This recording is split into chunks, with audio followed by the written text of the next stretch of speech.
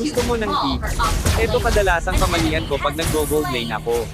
Hindi ko alam ba't inuulit-ulit ko kahit alam kong mali na.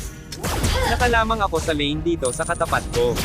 Kaya plano kong magpa-gold sa tower nila. Ito yung dapat hindi ko na ginawa kasi level 3 automatic na ang rotate ng core nila na level 4 na ay sa akin. Isa tong tips na wag nyo na gawin kasi mapipilit kayo lalo na at nakikita sa mapa yung signal at core nila. Masyado akong malalim kaya kung marunong talaga core ng kalaban patay ka talaga. Sa next na pagbabuhay ko, talagang ginawa ko na naman. Hinabol ko Claude kasi alam kong kaya ko, pero gaya nung una, wala na namang mga hero sa mapa. Kaya imbis na Claude ang mapites ko. Ako pa yung napatay ng core at tank ulit nila.